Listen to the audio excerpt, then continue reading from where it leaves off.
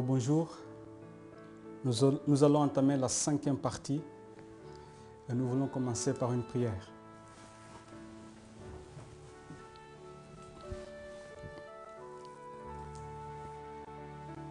Notre bon Père, ta miséricorde durera toujours. Et pour cela, Seigneur, par les mérites de Jésus-Christ, nous réclamons encore de nouveau cette même miséricorde afin de nous rafraîchir par l'Esprit Saint dans notre cœur. Sois avec nous, guide ces études et grave ta parole dans notre cœur afin que celle-ci nous transforme. Au nom de Jésus-Christ. Amen.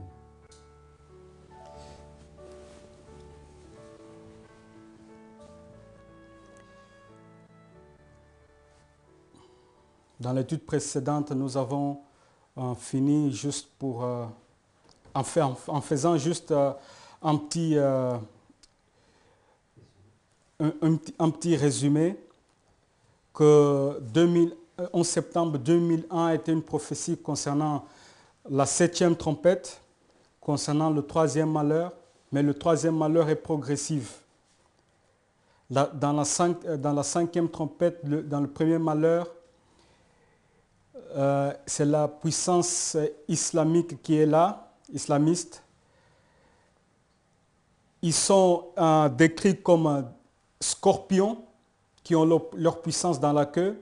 Ésaïe 9 va nous dire que le faux prophète, c'est la queue. Donc, la puissance islamique constituée par les faux prophètes, ils vont attaquer Rome dans la 5e trompette et dans la 6e aussi. Dans la 7e, ils attaquent aussi Rome, nous avons vu comment. Dans la 5e, il y avait un temps de scellement. Les Vaudois qui observaient le sabbat, les scorpions ne devraient pas les toucher. Et aujourd'hui, lorsque la 7e trompette est une vérité présente,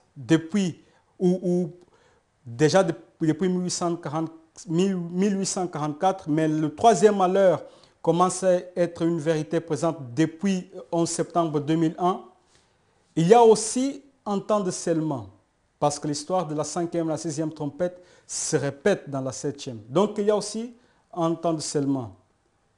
Dans la 6e trompette, il y avait un jugement. Apocalypse 14. L'évangile éternel était prêché, l'heure du jugement. Dans la 7e trompette, à partir de 2001, nous sommes entrés dans la phase du jugement investigatif des vivants. L'islam était représenté dans la 5e et 6e trompette par des chevaux.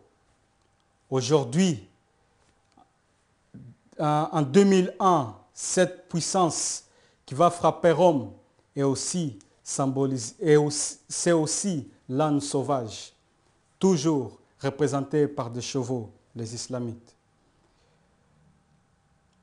Donc, juste pour dire que la prophétie concernant l'islam dans la parole de Dieu s'est accomplie en 2001, 11 septembre 2001, comme en 11 août 1840.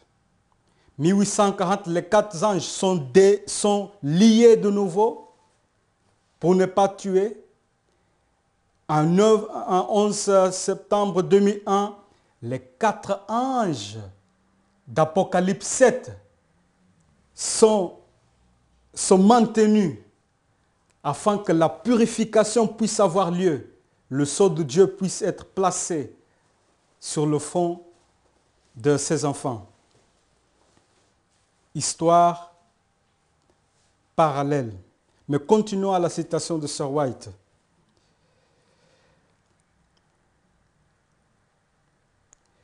Alors pour vous rafraîchir, je relis la citation.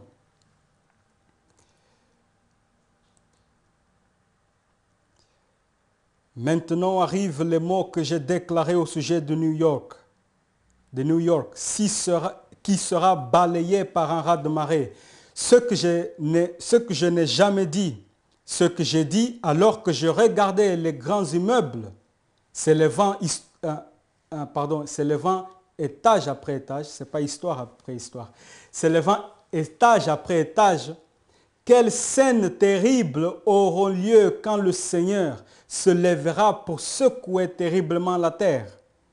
Alors les paroles d'Apocalypse 18, versets 1 à 3 seront accomplies. Tout le chapitre 18 de l'Apocalypse est un avertissement de ce qui arrivera sur la terre. Mais je n'ai aucune lumière en particulier concernant ce qui arrivera à New York.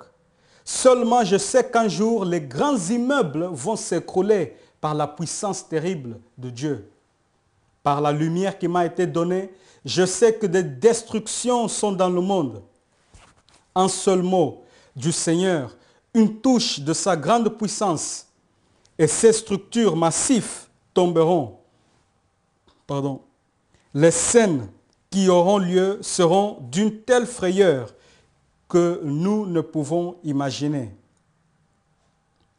Nous avons contemplé le fait que déjà, lorsqu'elle parle des grands immeubles qui s'écrouleront, et en connexion, elle utilise un terme tiré d'Ésaïe, que le Seigneur se lèvera pour secouer terriblement la terre. Le Seigneur se lèvera pour secouer terriblement la terre. Elle parle des grands immeubles. Ésaïe dit le Seigneur se lèvera pour secouer terriblement la terre. Ésaïe parle des tours. Donc les immeubles sont les tours. Et le fait que le Seigneur se lève n'est pas seulement à la fin du monde lorsqu'il arrivera, mais aussi au moment de la purification de l'Église. Nous avons vu dans Ésaïe 2 et 3. Et c'est lorsque le Seigneur aussi entre en jugement. Et puisque nous sommes depuis 1844, passés au jugement investigatif des morts, ça veut dire que le jugement que Dieu entre, lorsque Dieu entre en jugement dans notre époque, ce n'est pas pour le jugement investigatif des morts, mais pour le jugement investigatif des vivants. Donc nous allons poursuivre. Nous allons parler de l'entrée triomphale du Christ. Alors cette histoire explique tout ce que nous avons dit concernant 11 septembre 2001. Vous allez voir. Parce que nous avons vu depuis le début que chaque passage par-dessus est en parallèle de l'autre. C'est le moment où Dieu manifeste sa gloire, la gloire qui vient de la croix.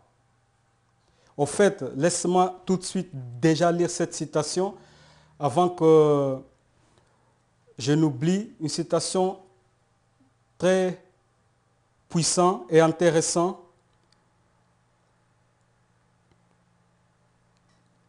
Quand ce roi dit dans Jésus-Christ, page 9, paragraphe 2 est dit, on verra que la gloire qui resplendit sur la face du Christ, c'est la gloire de l'amour qui se sacrifie. On verra à la lumière du calvaire que la loi de l'amour qui renonce à soi-même est la loi de la vie pour la terre et pour le ciel. Que l'amour qui ne cherche pas son intérêt a sa source dans le cœur de Dieu. La gloire qui resplendit sur la face du Christ, c'est la gloire de l'amour qui se sacrifie. Jésus-Christ est l'amour. Il s'est sacrifié étant notre Pâque, étant notre passage par-dessus. Et la gloire de Jésus, de son sacrifice, s'est manifestée à la Pâque type, les types et les ombres, dans le temps du Christ et dans le temps des millérites. Nous connaissons la citation que le désappointement, l'amertume que les millérites ont expérimenté à 22 août 1844, c'est en parallèle avec l'amertume des disciples lorsque leur maître Jésus-Christ étaient cloués sur la croix. Ils étaient en amertume pareille. Donc la croix, le passage par-dessus dans toutes ces histoires est parallèle. La gloire au temps de la Pâque type, Moïse, lorsqu'il descend de la montagne, il reflète la gloire. Jésus-Christ même, Jean a contemplé la gloire comme la gloire du Fils unique. La citation de Sir White dans Premiers Écrits concernant les millérites qui ont passé de lieu saint au lieu très saint par la foi et dit que le groupe fidèle était en prière. Ils ont vu devant eux le Fils Jésus-Christ qui semblait plaider avec le Père. Et une lumière sortait du Père au Fils et du Fils au peuple en prière. Et Sowai dit que leur visage resplendissait de gloire. La gloire de Dieu qui venait de la plaidoirie de Jésus. La justice de Dieu obtenue par la foi était concrétisée au temps des millérites, comme au temps de Jésus, comme au temps de la délivrance de l'Égypte pour le peuple d'Israël. Mes amis, la croix est au centre, mais nous allons continuer. L'entrée triomphale. Jésus-Christ, et on sait aussi que nous vivons depuis 2001. Enfin, nous avons montré les évidences. J'espère que c'est clair dans notre esprit que lorsque cet ange descend, il répète l'histoire de Jésus. L'ange descend, il éclaire la terre de sa gloire. Cette lumière qui est venue dans le monde, le pain de vie qui est descendu du ciel, Christ, l'archange, il descend aussi, éclaire la terre de sa gloire. Pour annoncer la mort qui doit mourir, qui est l'amour, voilà, qui est l'amour. Nous avons vu la citation de Jésus-Christ 9, qui est l'amour. Il dit, voilà, pour représenter cette mort, il dit, c'est maintenant le jugement pour le monde. Dans Apocalypse 18, verset 1, lorsque la terre est éclairée de la gloire de Jésus-Christ, pareil, parce que la gloire vient du visage du Christ, aussi, c'est le jugement pour le monde. D'abord pour son peuple. Ésaïe, on a vu, l'a montré déjà. Jésus-Christ 575, la Bible nous dit, l'entrée triomphale du Christ à Jérusalem représentait faiblement sa venue sur les nuées des cieux avec puissance et gloire. Or, voyez, l'entrée triomphale représentait sa venue sur les nuées des cieux avec puissance et gloire. Dans chaque passage par-dessus, il y a un événement palpable où on puisse discerner la prophétie ou voir un échantillon la venue du Christ lorsqu'il secoue terriblement la terre. Comme pour les disciples quand Jésus montait, à l'époque d'Ésaïe, Jésus-Christ même, les deux hommes, Ésaïe et Jésus-Christ, ils parlent de la même chose quand le Seigneur se lèvera pour secouer terriblement la terre. L'entrée triomphale du Christ à Jérusalem représentait faiblement sa venue sur les nuées des cieux avec puissance et gloire. Au milieu des anges triomphants et descend plein d'allégresse. C'est à ce moment que se rapportent les paroles du Christ aux prêtres et aux pharisiens. Vous ne me verrez plus désormais jusqu'à ce que vous disiez, béni soit celui qui vient au nom du Seigneur. Ce jour de triomphe final avait été montré à Zacharie dans une vision prophétique. ainsi que la condamnation de ceux qui ont rejeté le Christ à son premier avènement. Je répète, ce jour de triomphe final avait été montré à Zacharie dans une vision prophétique, ainsi que la condamnation de ceux qui ont rejeté le Christ à son premier avènement. Autrement dit, ce que Sarah est en train de dire, Zacharie a prophétisé le triomphe final lorsque le Seigneur se lèvera pour secouer terriblement la terre à sa deuxième venue. Mais Sir White dit aussi que Zacharie aussi, il ne parle pas seulement de la fin du monde, mais aussi de la condamnation de ceux qui ont rejeté le Christ à son premier avènement. Et dans son premier avènement, Christ a fait une séparation de son vrai Église. Les filles orgueilleuses étaient purifiées ou étaient retranchées, ou plutôt il y avait un Israël réchappé.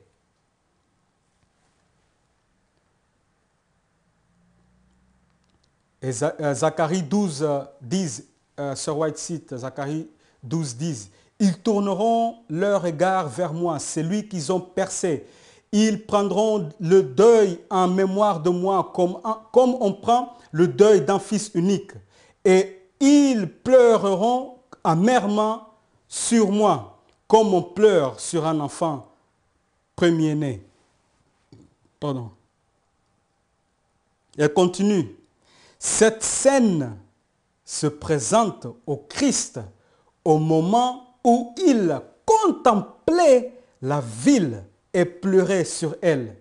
Dans la ruine temporale de Jérusalem, il aperçut, dans la ruine temporelle de Jérusalem, il aperçut la destruction finale de ce peuple qui s'était chargé du sang du Fils de Dieu. Mais ici, il dit la ruine temporelle de Jérusalem. Mais nous allons voir que le fait même que Jésus entrait triomphalement à Jérusalem représentait déjà même la fin du monde. Il y a plusieurs événements qui représentent la fin du monde, autant d'un passage par-dessus. Donc, cette scène se présenta au Christ au moment où il contemplait la ville. Donc, ce que nous devons remarquer, c'est que Jésus regarde. Ça, c'est très important. Jésus regarde. Parce que nous avons vu que les deux hommes d'Acte 1, 9 à 11, sont en accord, l'esprit des prophètes sont en accord, sont soumis aux prophètes. D'accord? Dieu n'est pas un Dieu de confusion. Les deux hommes sont en accord avec Ésaïe. Ésaïe est en accord avec Jésus, ou Jésus est en accord avec Ésaïe. Déjà, nous avons vu que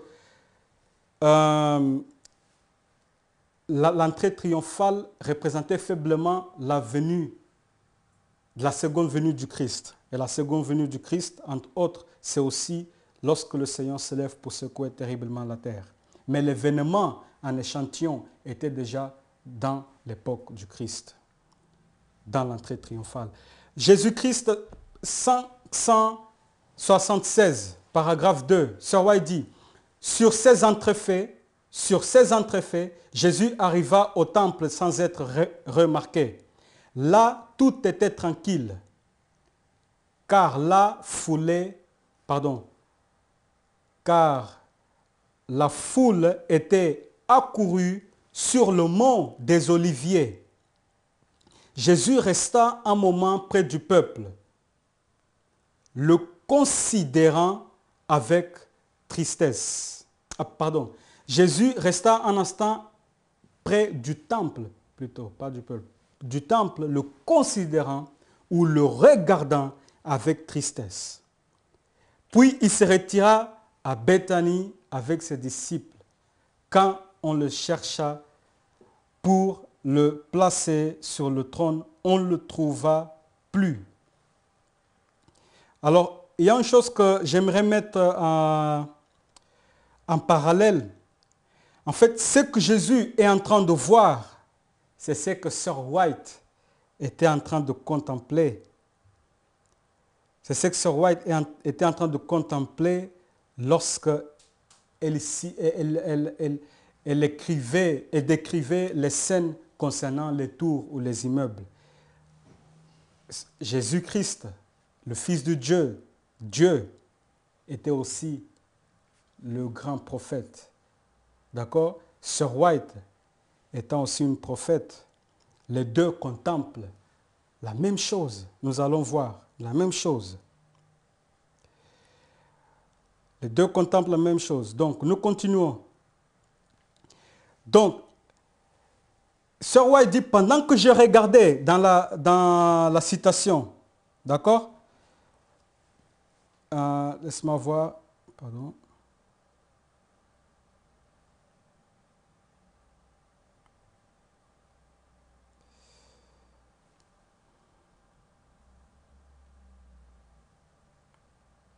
Il dit, pardon.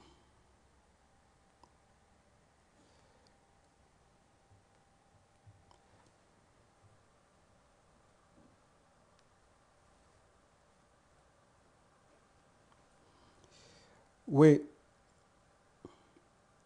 Il dit, alors que je regardais les grands immeubles. Alors, nous n'avons pas encore vu, mais nous allons voir que Jésus-Christ, non seulement il contemple les immeubles, pardon, il contemple le temple, mais il contemple aussi les immeubles. Et nous allons voir que Jésus-Christ aussi, alors qu'il contemplait les tours. Nous allons voir. Nous allons continuer. Tragédie des siècles 17. Entouré, alors, pardon, c'était au temps de la Pâque, de tous les pays environnants. Les enfants de Jacob étaient accourus dans la ville sainte pour participer à leur grande fête nationale. Du haut de la colline des Oliviers, Jésus contemplait Jérusalem. C'était une scène de paix et de beauté, entourée de vignes, de jardins et de gradins, verdoyants qui émaillent les tentes de pèlerins. S'élevaient en terrasse les palais somptueux et les imposants remparts. Les imposants remparts de la capitale d'Israël. La fille de Sion semblait dire dans son orgueil, encore là, jusqu'à la veille de la venue du Christ, ou au moment même où Dieu se lève pour purifier son Église, c'est l'orgueil qui prévaloir toujours au sein de son peuple. Si mon peuple s'humilie et recherche la face du Christ, alors, la fille de Sion semblait dire dans son orgueil, je suis assise comme une reine, je ne verrai point de deuil. Elle était alors aussi belle et elle se croyait aussi sûre de la faveur divine qu'à l'époque où le barde royal chantait. Belle est la colline, la joie de toute la terre. Plus loin, la ville du grand roi. C'est Sir White qui cite Psaume 48, verset 2. Elle continue. En face se dressaient les magnifiques constructions.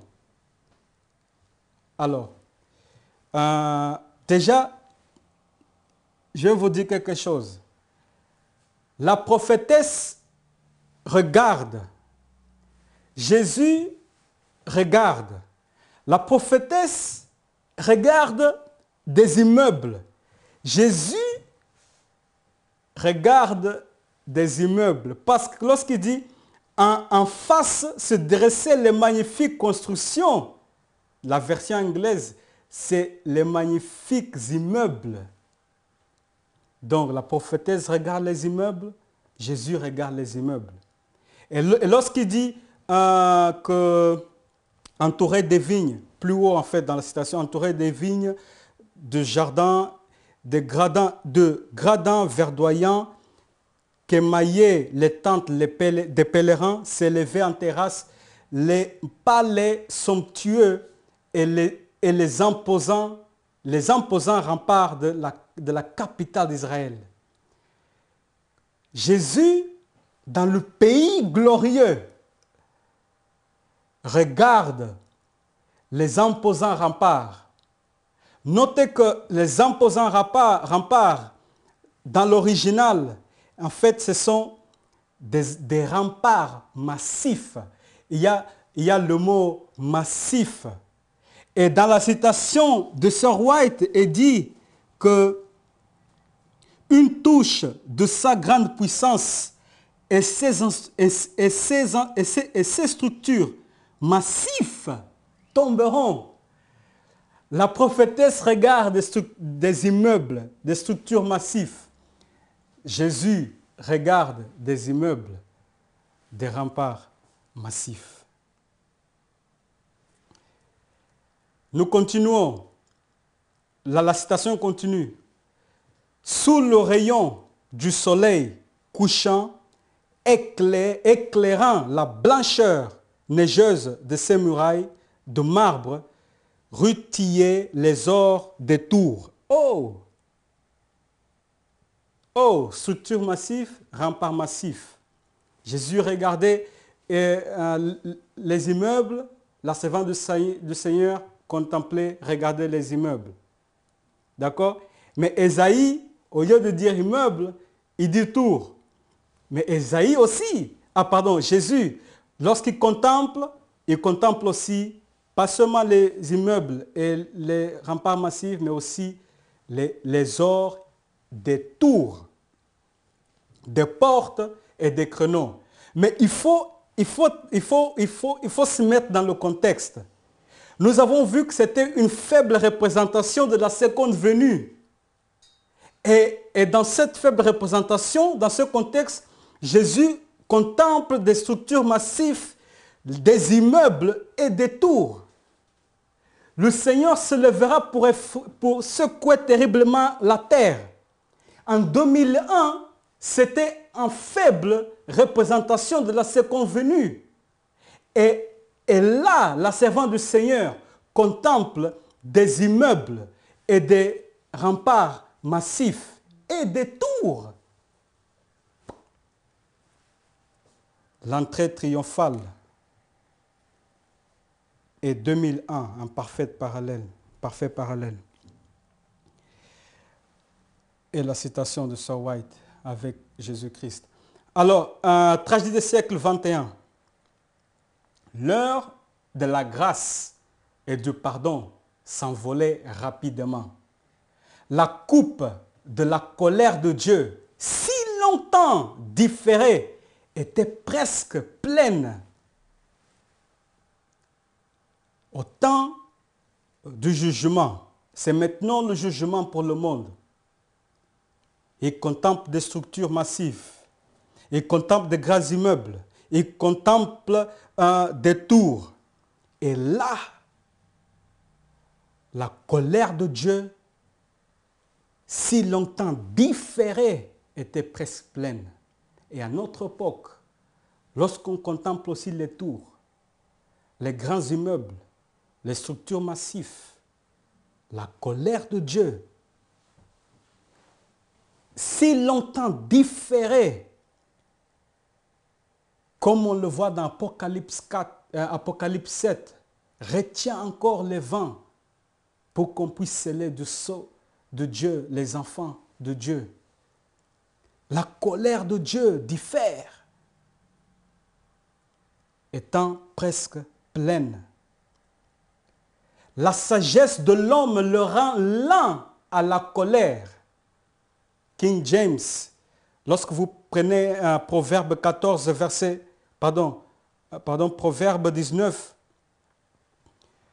Proverbe 19, verset 11, nous avons déjà lu. Mais lorsqu'il dit,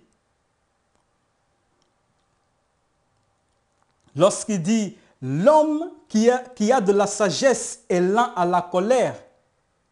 King James dit, l'homme qui est lent, qui a de la sagesse, diffère sa colère. Et il continue, et il, alors second dit, et il met sa gloire à oublier les offenses. King James et Darby dit, et sa gloire est de passer par-dessus la transgression. Quand Dieu commence à passer par-dessus la transgression de son peuple, c'est le moment de la révélation de sa gloire. C'est le moment où sa colère se diffère pour que le peuple de Dieu soit scellé.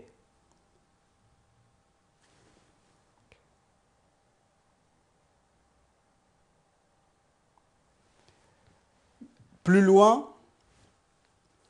dans toujours Tragédie des siècles 21, quand le Sauveur sera suspendu au bois, les jours de ce peuple favorisé de Dieu seront révolus. On saute, voilà, on continue. La perte d'une âme est une calamité qui éclipse tous les gains et les trésors du monde. Regarde ce qu'il dit. En contemplant,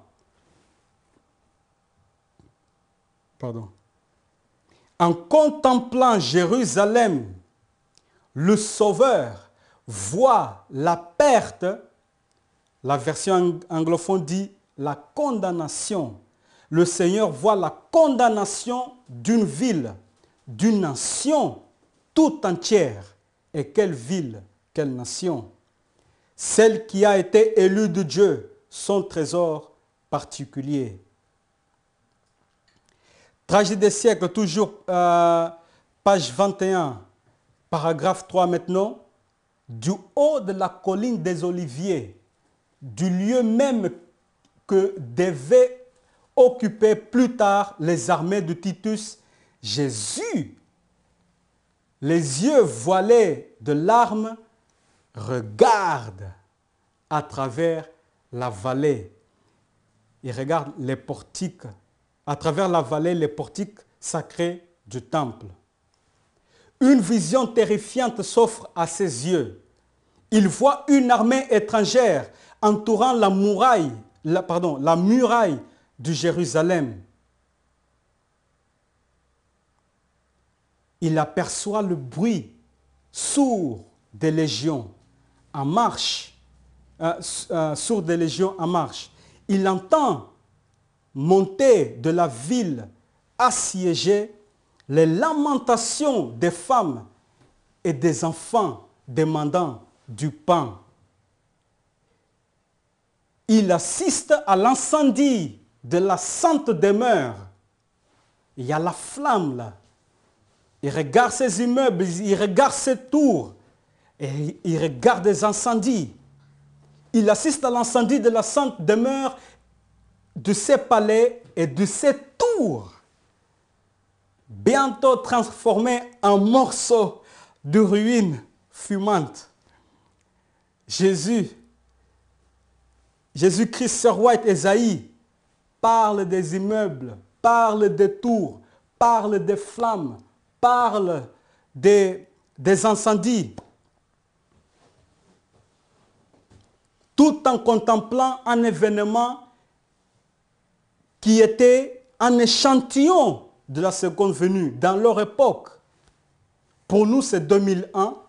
Pour Ésaïe, c'est à l'époque où Juda et Jérusalem devraient aller en captivité pour que le réchappé d'Israël sorte.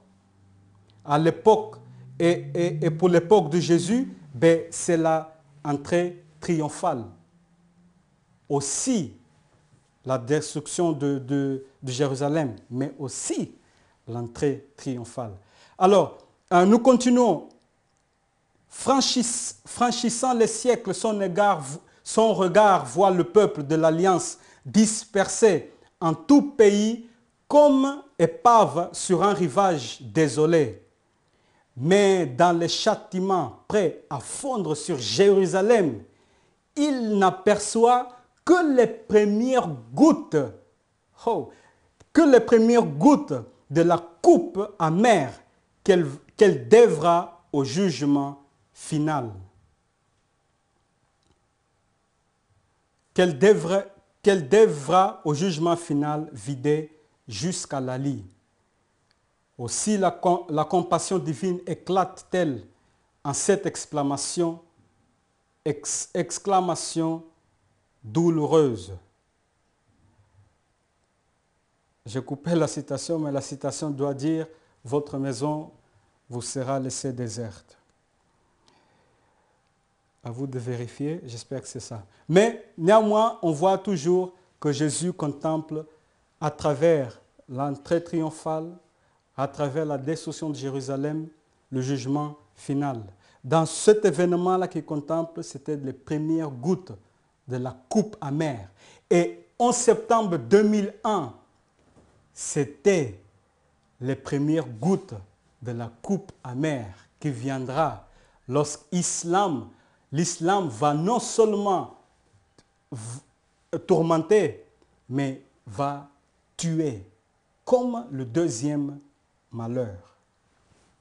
Répétition de l'histoire des trompettes.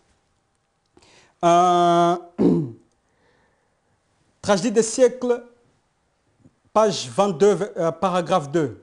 En Jérusalem, Jésus voyait le symbole du monde, endurci, incrédule, rebelle, se précipitant au-devant des jugements de Dieu. En Jérusalem, Ésaïe aussi a vu le jugement du monde en Jérusalem. Jérusalem, c'est le pays glorieux. Mais nous avons aussi vu en 2001 le pays, le symbole d'un monde endurci, où le jugement de Dieu va être déversé dans le pays glorieux. États-Unis étant le pays glorieux, les immeubles, les tours étaient là. Dans le pays glorieux, peuple d'Israël, les immeubles, les tours étaient là. Aux États-Unis, il y avait des flammes qui sont venues sur les tours. Jésus a vu les flammes, les incendies.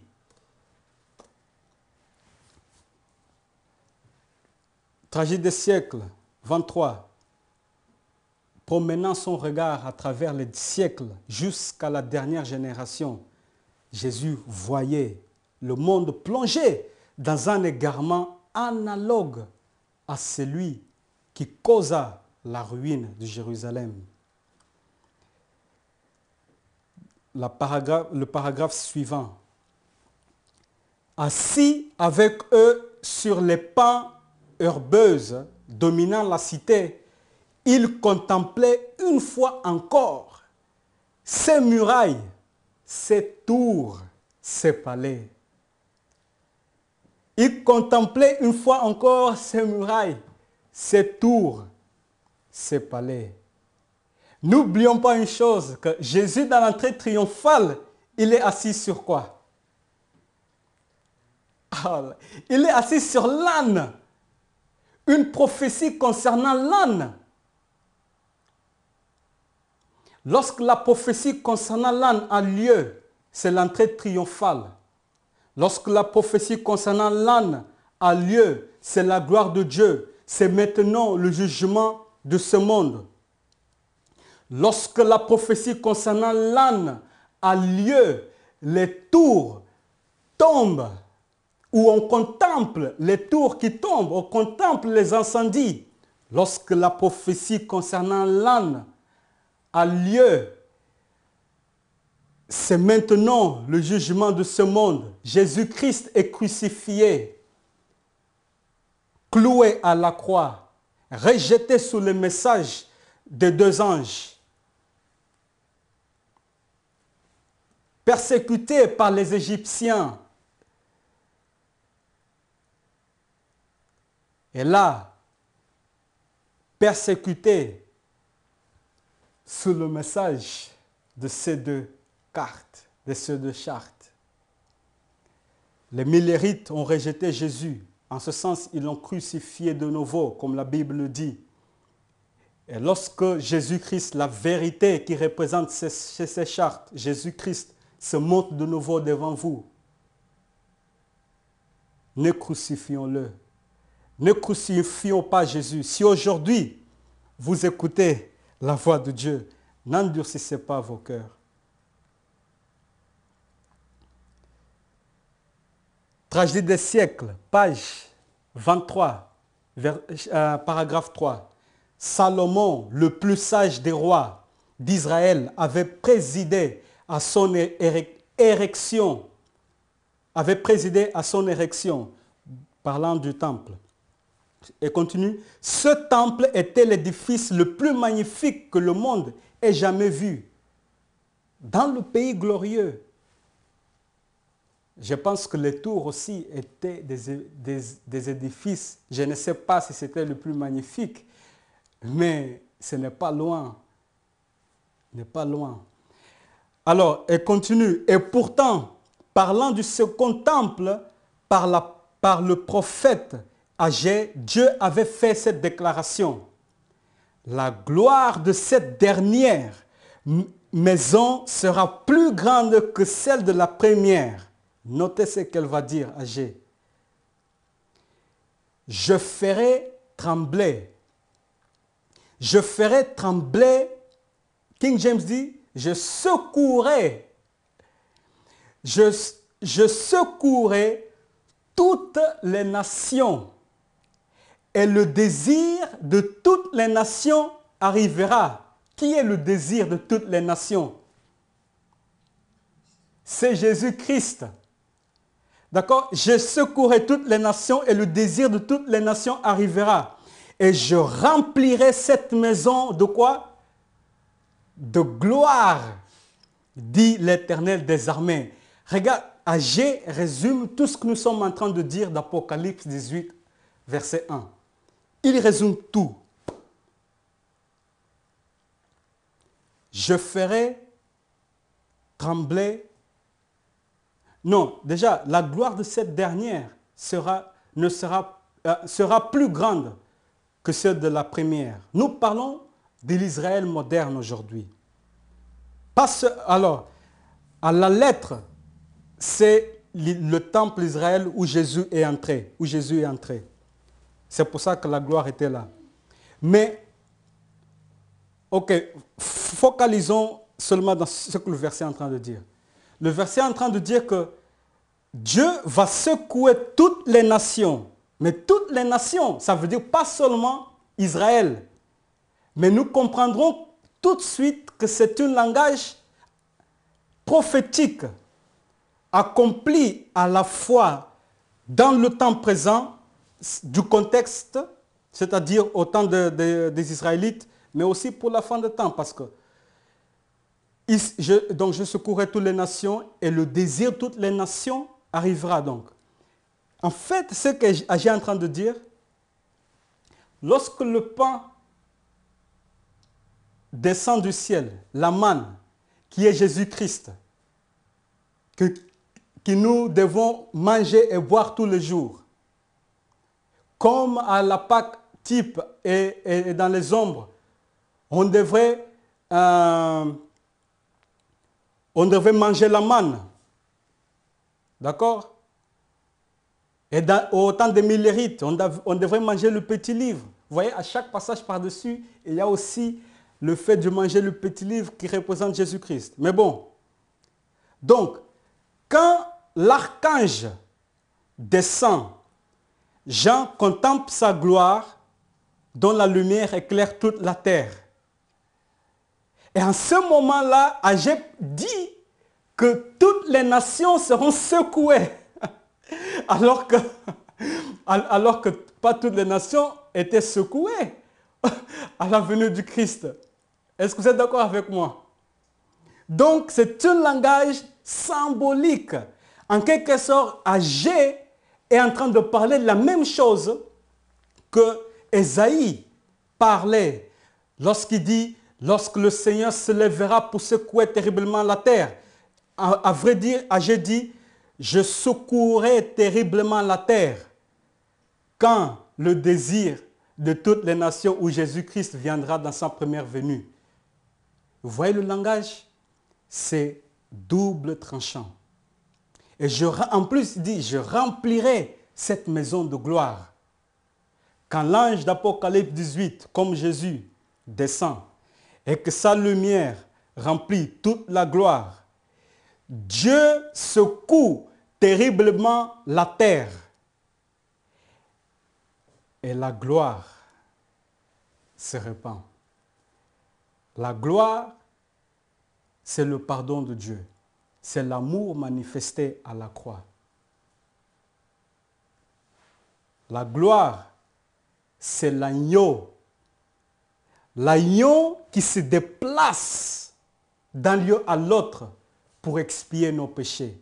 C'est l'agneau qui était là, dans le lieu très saint, pour le jugement investigatif des morts. C'est l'agneau qui est toujours au lieu très saint, mais pour la phase de jugement investigatif des vivants, lorsque l'ange descend, la gloire descend et le Seigneur s'élève pour secouer toutes les nations. Tragédie des siècles, page 24. Et je sais, c'est que certains d'entre nous sont en train de se dire, mais cet ange, Apocalypse 18, c'est la pluie de la dernière saison. Très bien, c'est vrai. Et puis, la pensée est que, mais nous ne sommes pas encore dans ce temps, parce que la loi d'image n'est pas encore passée. Mais vous voyez, au temps de Milérite, le 4e ange répète l'histoire de Milérite, parce qu'il amplifie le 3e, qui va en parallèle avec l'histoire de Milérite. Au temps de Milérite, il y avait 2 infusions de l'esprit. 1840 et le grand cri en 1844.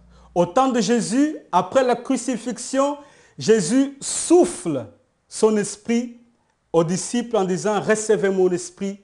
Et à la Pentecôte, une 2e pluie ou souffle est descendu. Dans chaque passage par-dessus, 2 pluies descendent. 2 pluies.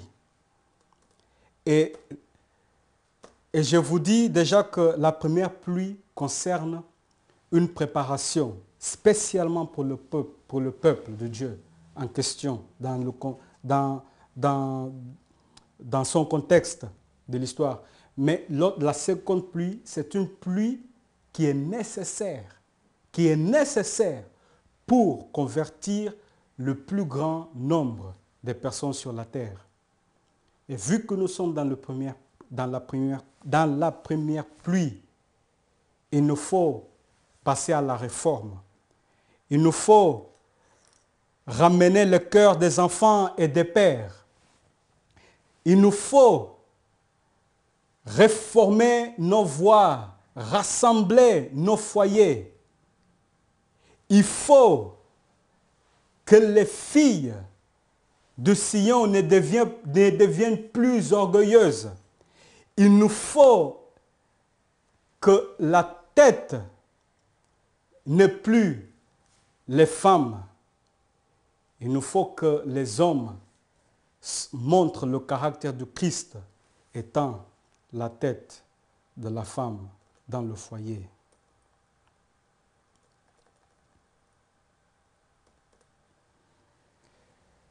Tragédie des siècles, page 24. Sir White dit, c'est par la présence de Jésus et par cette présence seule que la gloire du second temple surpassa celle du premier. Pardon? Mais Israël avait dédaigné le don du ciel. Et quand l'humble docteur avait franchi le seuil de la porte d'or ce jour-là, la gloire avait abandonné le temple à tout jamais. Déjà ces paroles du Sauveur s'étaient accomplies. Voici votre maison vous sera laissée déserte.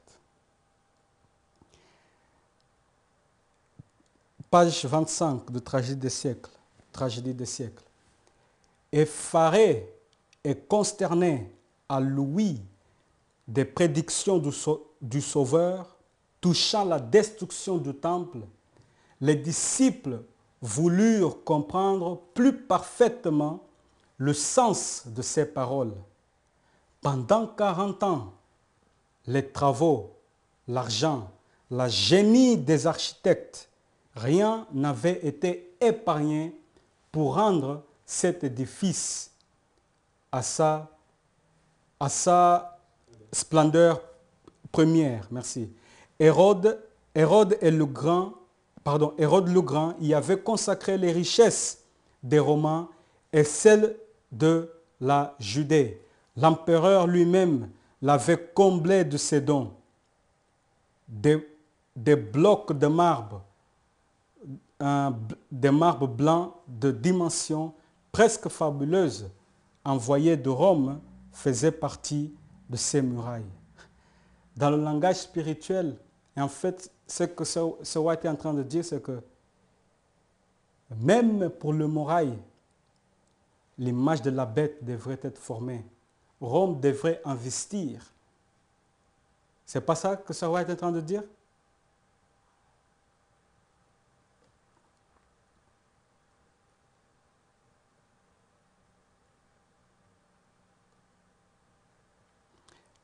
Elle continue. C'est sur ces puissantes structures que les disciples réunis autour du Maître appelèrent son attention en ces termes. Maître, regarde quelle pierre et quelle construction. Jésus répondit par cette parole puissante. Je vous le dis en vérité, il ne restera pas ici pierre sur pierre qui ne soit renversé. Plusieurs seront renversés. Daniel 11, 40 à 45. Lorsque le roi du Nord entre dans le pays glorieux, plusieurs seront renversés. Et pourquoi? Parce qu'ils ont participé à l'image de la bête. Ils ont participé à la puissance du monde. Ils sont les filles de Dieu se sont unis aux fils étrangers, comme le dit Ésaïe. Donc il y a une alliance étrangère. Au temps d'Ésaïe, au temps de Jésus-Christ, au temps de Milérite, Babylone est tombée, elle est tombée, et à notre temps pareil. Et ça, c'est le moment où la gloire de Dieu éclaire la terre. Tragédie des siècles, page 26. Or, la prophétie du Maître avait un double sens.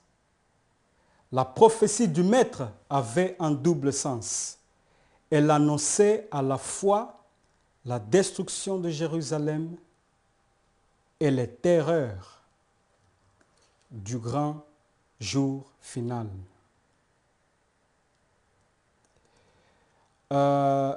J'espère que nous avons lu cette citation. Alors, la citation où Sir White disait que, oui, c'était la première, je crois, de l'entrée triomphale qui était en faible... donc l'entrée triomphale du Christ à Jérusalem représentait faiblement sa venue sur les nuées des cieux avec puissance et gloire. Notez que dans cette partie de cette citation, Jésus-Christ, page 575, ces citations ne parlent pas de la destruction de Jérusalem. La citation dit seulement l'entrée triomphale. Mais dans l'entrée triomphale, c'est où Jésus contemplait les tours. C'est où Jésus contemplait les immeubles, les remparts massifs, les incendies.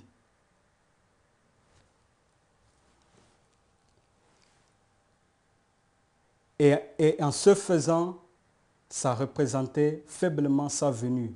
Donc la citation de Sir White, lorsqu'elle regarde dans le pays glorieux, dans l'accomplissement de l'ânesse, de l'âne sauvage, quand elle regarde les tours, quand elle regarde les immeubles,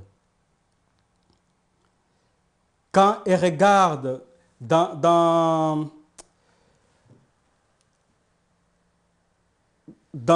Testimonies for the Church, pour l'Église, témoignage pour l'Église, volume 9, page 11, 9-11, elle parle des flammes.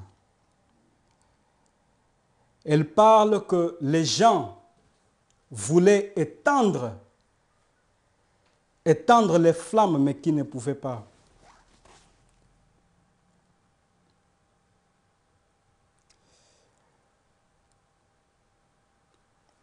Alors, nous venons à la conclusion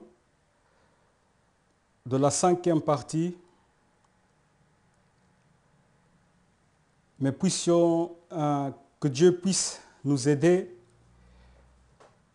à être établis dans le fait que lorsque le Seigneur,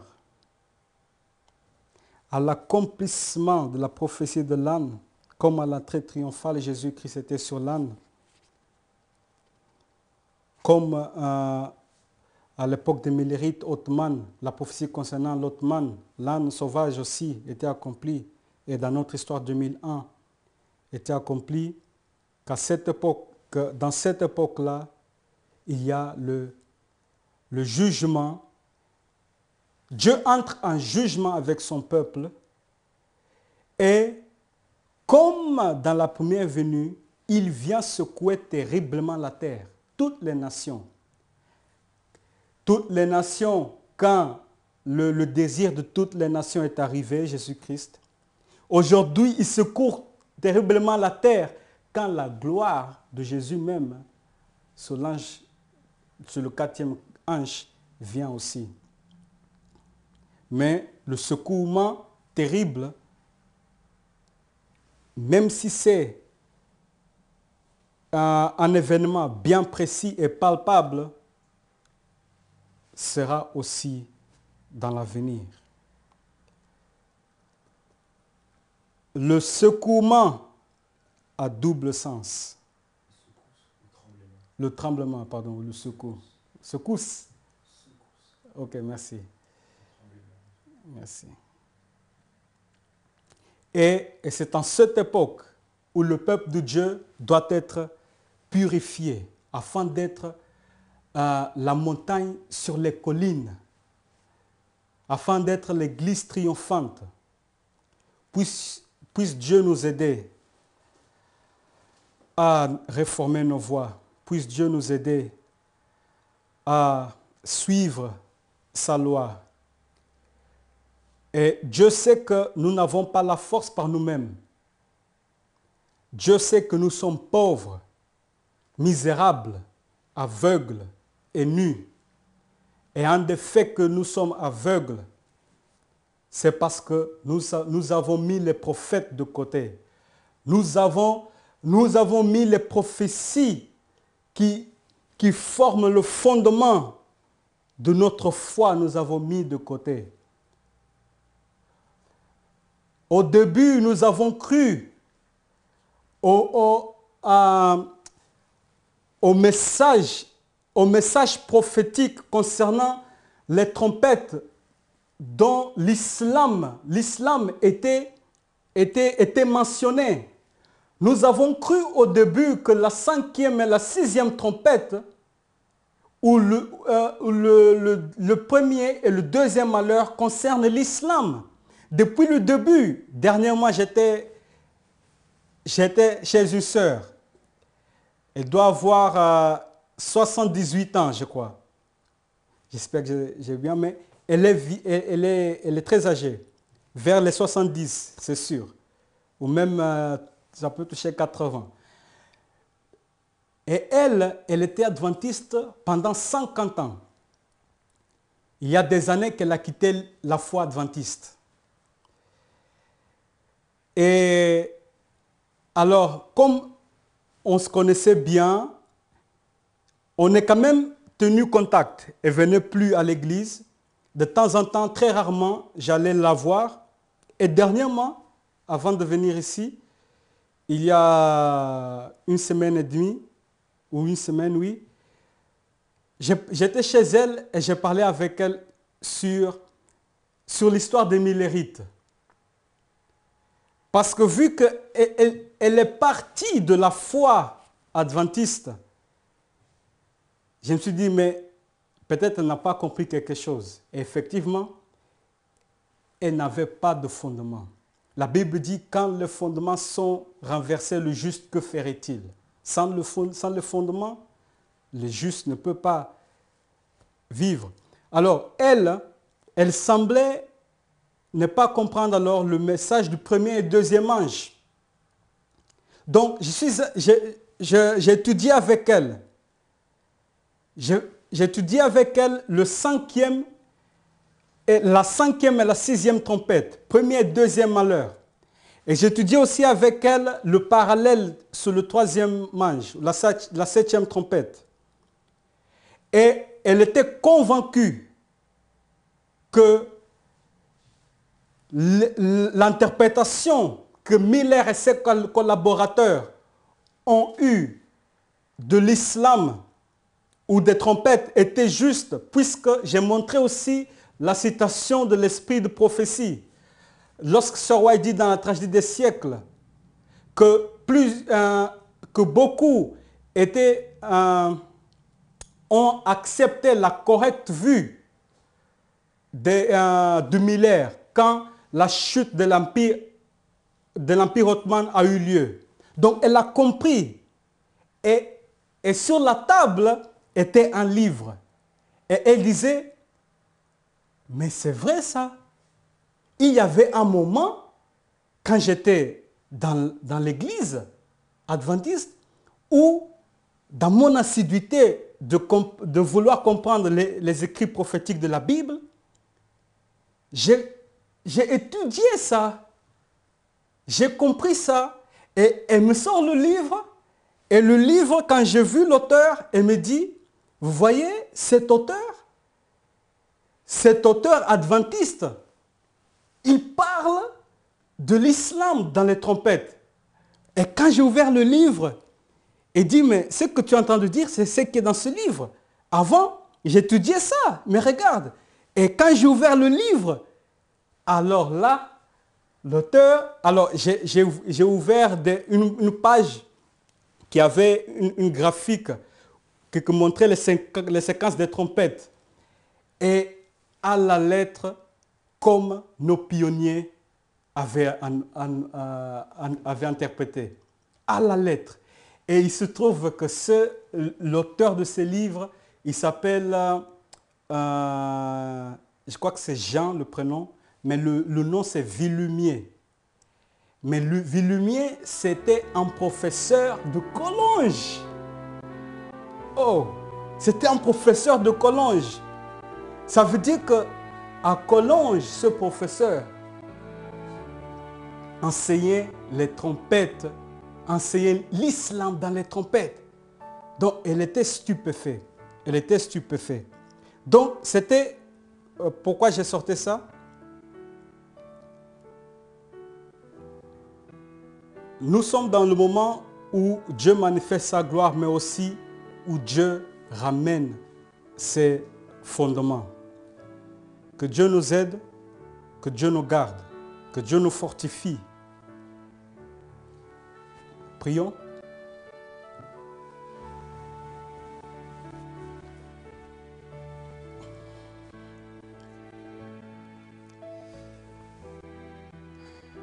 Seigneur notre Dieu, notre Père, oui, je me rappelle du verset pourquoi j'ai raconté cette expérience. Car tu dis, Seigneur, dans ta parole, soyez stupéfaits et étonnés, fermez les yeux et devenez aveugles. Et c'est à cause, Seigneur, que nous avons enlevé de nos yeux les prophètes, tu dis. Et à cause de cela, nous sommes aveugles. Père céleste, applique la colère à nos yeux pour que nous puissions contempler sur l'ânesse les prophéties concernant 2000 ans. Au nom de Jésus-Christ. Béni sois-tu, Seigneur, et nous t'aimons beaucoup. Aie pitié de nous, Seigneur, pour tout ce qui n'était pas de toi et pour toute chose, Seigneur, qui est en nous, qui nous sépare encore de toi. Tu entres en jugement avec ton peuple. Donne-nous à être corrects avec toi par les mérites de Jésus. Que le sang de l'agneau soit aspergé dans notre cœur. Seigneur, c'est par les mérites seulement de Jésus-Christ. C'est par sa plaidoirie. Oh notre Dieu, aie pitié de nous. Au nom de Jésus. Amen.